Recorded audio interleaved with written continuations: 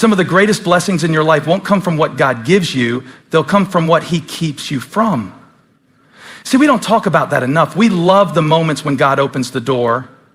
We love the testimony of breakthrough. We love the part of the story where the miracle shows up. But what about when God closes the door? What about when he shuts it, locks it, and doesn't even leave a crack for you to peek through? And we stand there frustrated, confused, heartbroken, thinking we missed it, like maybe we messed up somewhere. But could it be that the closed door wasn't punishment but protection? What if the no was actually the mercy of God? Let me tell you something. Closed doors are not curses. They're clarity. They're God saying, that's not it.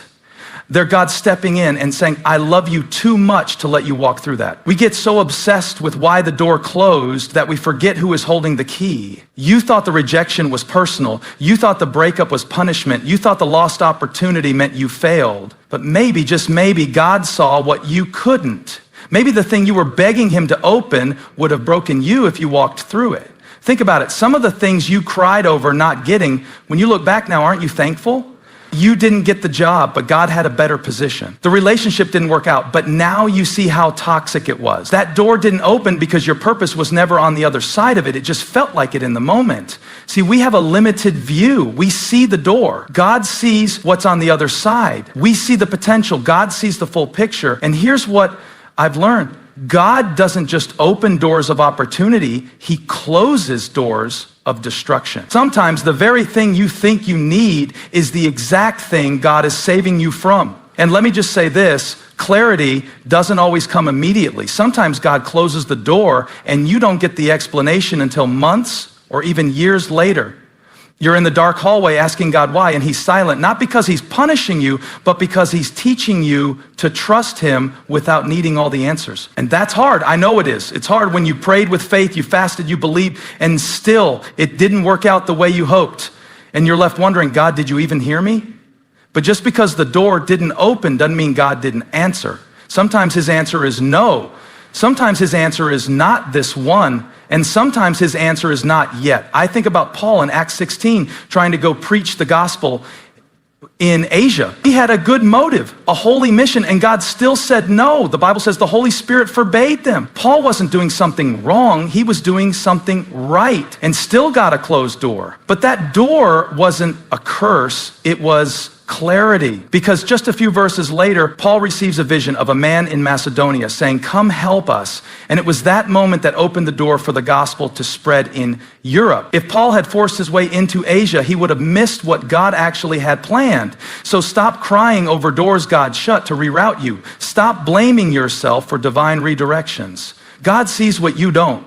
He knows what's ahead, and his ways are higher. We say we trust God, but real trust shows up when we're staring at a locked door with no plan B and still saying, God, I don't get it, but I trust you. And don't get it twisted. Just because a door is closed now doesn't mean it's closed forever. God can reopen it in his timing, or he can open something better, something you couldn't even imagine. Because here's the truth. God doesn't waste anything, not even a no, not even a disappointment, not even the season of waiting. Every closed door is pointing you somewhere, teaching you something, forming your faith. It's not the end of your story, it's the setup for the next chapter. So the next time the door doesn't open, don't panic, don't spiral, don't call it a curse. Lift your hands and say, God, thank you for clarity. Thank you for seeing what I don't. Thank you for protecting me from what I wanted so you could give me what I need. Because when God closes a door, it's not rejection, it's redirection. And where he leads you will always be better than where you thought you were going. So don't lose hope. Don't let the door define your worth. And whatever you do, don't stop knocking in faith. God knows which door is right. And when the time is right, he will open it. No man, no situation, no devil in hell can stop what God has for you. Closed doors aren't curses, they're clarity. And clarity is a gift. Sometimes we love to pray for open doors. We ask God for the job, the promotion, the opportunity, the breakthrough, and there's nothing wrong with that. God is the one who opens doors no man can shut. But here's what we don't always realize. Sometimes the door is ready, but we're not. Sometimes God isn't holding the door back from you. He's holding you back from the door because he knows what's on the other side would crush the version of you that you are right now. See, the right door requires the right you. you. God's not just preparing the blessing for you, he's preparing you for the blessing. And that's not always easy. That takes time, that takes pressure, that takes process. It means God has to stretch you, challenge you, prune you, refine you before he releases you into that next season.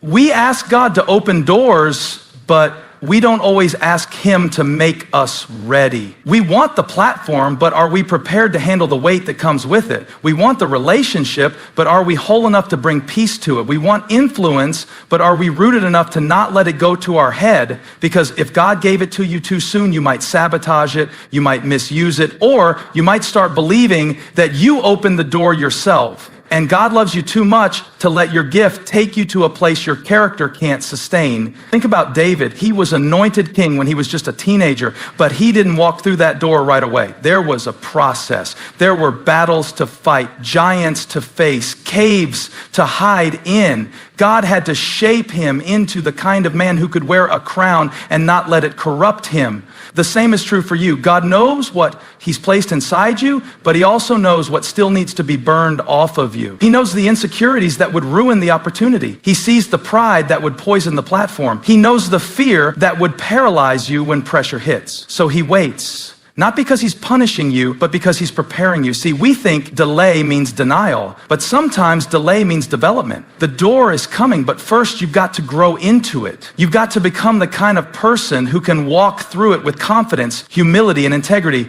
Some of us want the destination, but we resist the process. We want to go from the pasture to the palace overnight. But that's not how God works. He doesn't just anoint you, he builds you. He doesn't just promise you, he prepares you. And preparation doesn't always feel spiritual. Sometimes it looks like being faithful in places no one sees. Sometimes it looks like staying humble when others get there first. Sometimes it means waking up early, showing up consistently, doing the hard things, letting God confront the stuff in you that's been hiding under the surface. Because here's the thing, when God opens the right door, it won't be time to get ready, it'll be time to walk through it. And if you wait to prepare until the door opens, you'll miss it, you'll fumble it, or you'll walk into it full of fear and doubt because you didn't let God form the foundation he needed to build on. That's why this season matters. Even if the door hasn't opened yet, especially if it hasn't. This is the time where God is shaping you, teaching you, stripping away the parts of you that won't survive the next level. It's not a punishment, it's a process. It's not wasted time, it's preparation. The things you're going through right now, the lessons you're learning, the things you're healing from, the disciplines you're building, they're all making you into the person who will be ready when the door swings open. And let me tell you something, when it does open, when that moment comes, you're not going to have to force it. You won't have to beg your way in. You won't have to pretend to be someone you're not because you will fit the right door perfectly. You'll walk through it knowing this wasn't luck. This was God. This was refined, and you'll be able to stand in that room, in that role, in that relationship knowing you were made for it because God shaped you for it.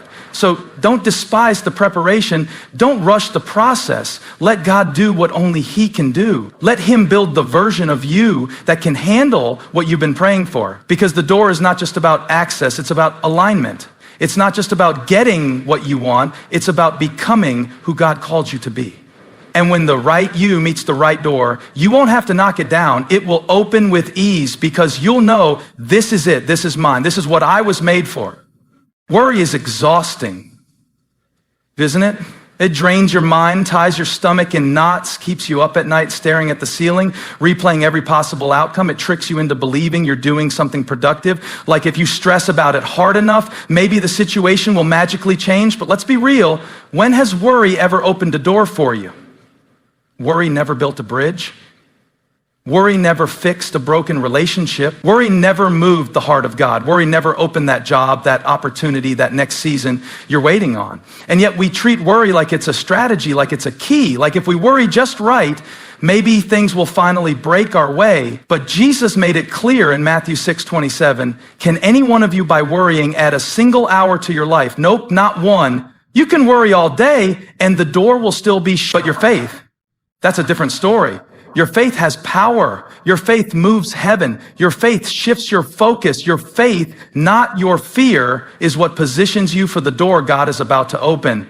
So why do we keep defaulting to worry? Because it feels like control. Worry tricks us into thinking we're managing something. It gives us the illusion that if we think about it long enough, maybe we'll find a way in. But faith feels risky. Faith feels like surrender.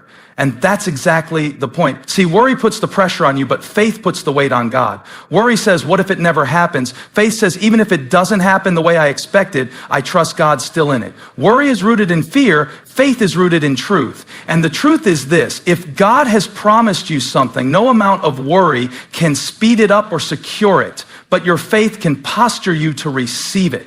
Faith doesn't manipulate God, but it pleases him. Hebrews 11:6 says, without faith, it is impossible to please God. That's not because God's demanding you to be perfect. It's because faith is the evidence that you trust his heart even when you don't see his hand. And that kind of faith opens doors, not because it's magic, not because you earned it, but because faith keeps you available. Worry locks you in fear. It paralyzes your purpose. But faith makes you ready. It says, God, I don't see the door, but I'm standing here believing it's going to open. And can I tell you something? Sometimes faith means praising God in front of a closed door. Sometimes it looks like walking around Jericho even when the walls are still standing. Sometimes it's building the ark while the skies are still clear. That's the kind of faith that opens doors, not because you have it all figured out, but because you trust the one who does. And this might hit home for somebody. You've been pacing in front of a closed door, letting worry write your story. You've been stuck in what if? What if it doesn't happen? What if I miss my moment? What if I'm not enough? But what if God is doing more than you can see right now? What if he's already working behind that door, setting things up in ways your worry could never orchestrate? You see, worry leads to striving, but faith leads to surrender. Worry makes you frantic. Faith makes you focused. Worry tries to control everything. Faith says, God, I release it to you. And the truth is, when you're living in worry, you're constantly reacting. You're checking every update, every phone call, every situation, trying to get a sense of control. But when you're walking in faith, you're responding to God's voice instead of reacting to your fear. You move different, you speak different, you wait different, because when you believe God is the one who opens doors, you stop panicking about which door will open. You stop comparing your door to someone else's. You stop trying to pry things open with your own strength. You start to realize that if it's your door, it'll open when you're ready, not when you're worried. You don't have to manipulate it. You don't have to chase it. You just have to trust for it. And don't confuse waiting in faith with doing nothing. Faith doesn't mean you sit on your hands. Faith means you prepare. You praise, you plant, you show up every day with expectancy, because even if you don't know when it'll happen, you know who holds the key. So I need to tell somebody today, stop letting worry rob your peace. Stop letting fear paralyze your purpose. That door isn't locked because God is punishing you. It's not stuck because you're unworthy. It's being held until the moment that's right. Not just right in time, but right in you. And until then, your job isn't to worry your way into it. Your job is to walk by faith, because at the end of the day, your worry won't open it, but your faith just might. We're always looking for the next door, the next season, the next opportunity, the next big thing. And while there's nothing wrong with vision, nothing wrong with desiring more, stepping into purpose, believing for greater, sometimes we get so focused on what's next that we miss what's now. But what if I told you the door you're standing in right now, the one you may not even like, the one you didn't choose, the one you've been trying to rush out of, has a purpose. Every door has a purpose, even the one you're in right now, even if it's small, even if it's slow, even if it feels like a waiting room, even if it feels like a setback. There's something God is doing here, something he's teaching, something he's preparing, something he's revealing, because God doesn't waste space. And he doesn't waste seasons. The door you're in right now might not be the final destination, but it is a necessary stop. See, we want the highlight reel. We want the moment the big door swings open. But God is often doing his deepest work behind the scenes, in the in-between, in the quiet, unseen, ordinary moments. The places you don't post about, the places nobody is applauding, the seasons where it feels like nothing is moving, but God is moving in you. You might be saying, God, I'm ready for the next thing, but God might be saying, I'm still doing something in this thing. And if you skip the purpose of this door, you won't be ready for the next one. Think about Moses. He spent 40 years in the wilderness after leaving Egypt before he ever stepped up to lead the Israelites out. That door felt like delay, but it was development. It was in that place that God was shaping his confidence, breaking his pride, forming his character. That wasn't wasted time. That door had purpose. Think about Joseph, thrown into a pit, sold into slavery, wrongly imprisoned, door after door that looked like defeat. But every single one was part of the plan. Because if he hadn't walked through the prison, he would have never made it to the palace. And when he got to the palace, he wasn't bitter, he was ready because he let God do something in every door. So let me ask you, what if the door you're in right now is part of your preparation? What if it's not just a delay, but a setup? What if the job you don't like is the place God's using to sharpen your work ethic, test your integrity, and develop your leadership? What if the relationship season you're in is growing your emotional maturity? What if the quietness, the routine, the mundane is where God is solidifying your faith so that when the storm comes, you don't get shaken? Don't discount where you are. Don't despise this door just because it doesn't look like what you pictured. God is too intentional to place you somewhere without purpose. You might not understand it now, but later you'll look back and realize, I needed that door. That season taught me something. That frustration refined me. That no redirected me. That door, the one I thought was wasting my time, was actually saving my life. And if you keep rushing to the next, you'll miss the beauty of the now. There is fruit in this room. There is strength being built in this space. There is grace for this place. But you've got to be willing to see it.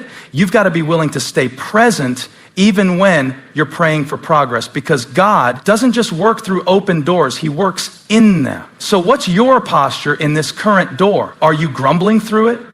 Are you complaining about what it's not? Or are you committed to what it's producing? You don't have to love the door to learn from it. You don't have to understand the door to honor it. And honoring where you are is often the fastest way to step into where you're going. Paul said in Philippians 4:11, I have learned to be content whatever the circumstances. That's not passive. That's powerful. Contentment isn't giving up. It's saying, God, I trust that this door has a purpose, even if it's not the door I would have picked, because what God is doing in you is just as important as what he's doing for you. And if you let him, he'll use every hallway, every detour, every door to shape you into the person who's ready to walk in destiny, not just visit it. So don't waste this door. Don't sleepwalk through this season. There's something here. Something to learn, something to cultivate, something to give, something to receive. And when the time comes and the next door opens, you'll walk through it with peace, not because you forced it, but because you grew into it, because you honored the one you were in. Every door has a purpose, even this one. Even now,